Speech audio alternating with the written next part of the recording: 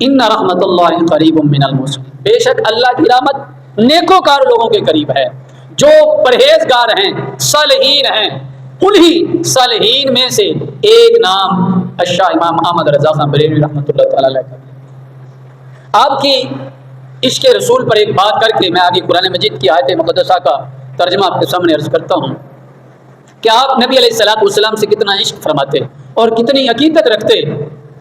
نانپارہ کے ریاست کے والی نے آپ کی بارگاہ میں پیغام بھیجا اور کہنے لگا کہ آپ بڑے اچھے شاعر ہیں، بڑے خوبصورت قصیدہ گو ہیں، بہت اچھی نظمیں لکھتے ہیں، میرے تعارف کے اندر اور میری تعریف کے اندر اور میری شان کے مرتبے اور مقام کے اندر بھی ایک قصیدہ لکھ دیں، نقد مال سے مالا مال کر دیا جائے گا، انعام سے مالا مال کر دیا جائے گا۔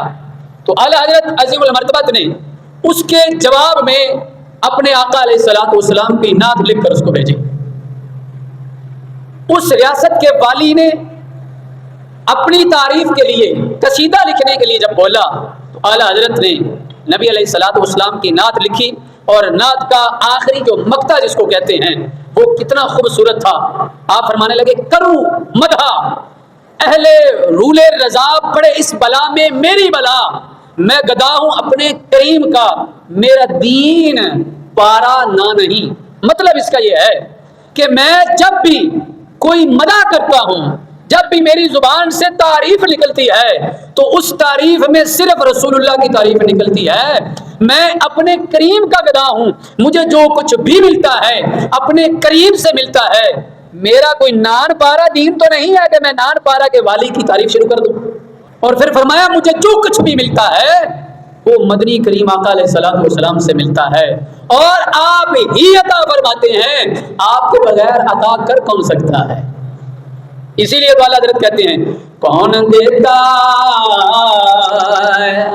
ہے دینے کو منہ چاہیے، کون دیتا ہے دینے کو منہ چاہیے، دینے والا سچا ہمارا نبی۔ میرے کریم آقا علیہ الصلوۃ والسلام کا اپنا ارشاد ہے، آقا علیہ الصلوۃ والسلام نے فرمایا انما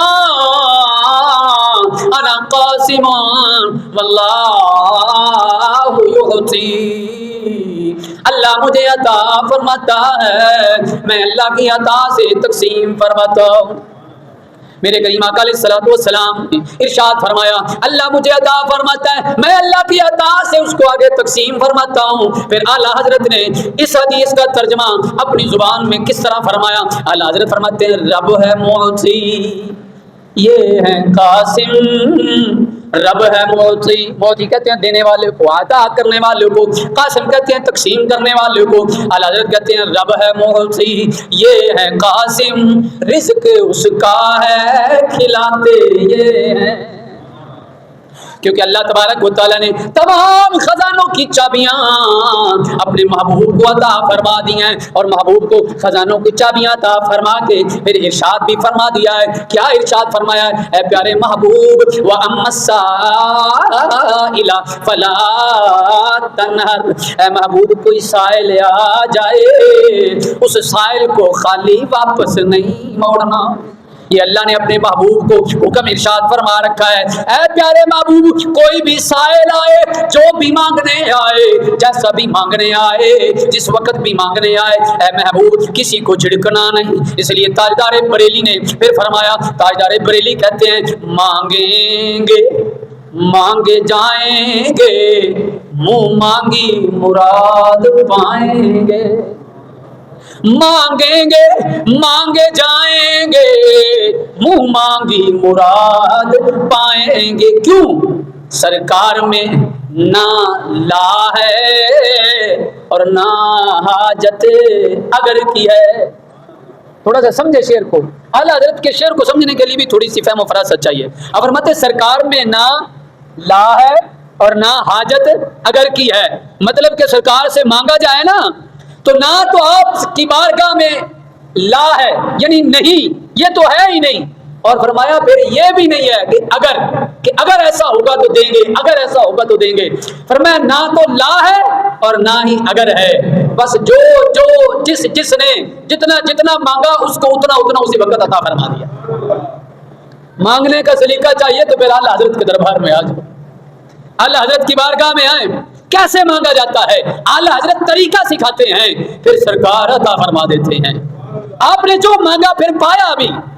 جب آپ گنبد خضرا کی زیارت کے لیے مدینہ منورہ آپ نے حاضری دی تو نبی علیہ الصلوۃ والسلام کی بارگاہ میں جب آپ پہنچے، صلوات و سلام عرض کیا، دل کے اندر تمنا تھی یا رسول اللہ یہ غلام آیا ہے، زیارت نصیب فرما دیجیے۔ غلام آیا ہے یا رسول اللہ زیارت نصیب فرما دیجئے۔ مگر فی الحال آگے سے جب کوئی جواب نہیں آتا تو رو رو کر عرض کی یا رسول اللہ، جب کوئی بھی بندہ کسی کے دربار میں پہنچتا ہے یا رسول اللہ، جس کے دربار میں آیا جاتا ہے، جس کی بارگاہ میں آیا جاتا ہے، جس کے پاس آیا جاتا ہے، یا رسول اللہ جس کے پاس آیا جاتا ہے وہ ملا کرتا ہے، ملاقات کرتا ہے۔ یا رسول اللہ یہ غلام آپ کا حاضر ہے، ملاقات کا شرف عطا فرما دیجئے۔ اٹھا دو پردہ،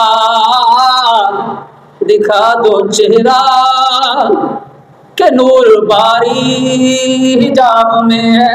اٹھا دو پردہ، دکھا دو چہرہ، کہ نور باری حجاب میں ہے۔